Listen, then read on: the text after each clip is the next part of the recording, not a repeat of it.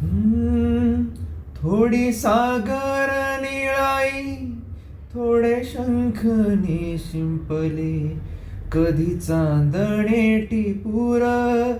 तुझ्या डोळ्यात वाचले, कधी उतरला चंद्र तुझ्या माझ्या अंगणात, स्वप्न पाखराचा थवा विसवला ओंजळीत, कधी काळोख भिजला, कधी भिजली पहाट, हुंकारला नदी काठ,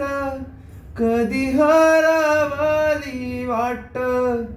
वाऱ्या पावसाची गाज,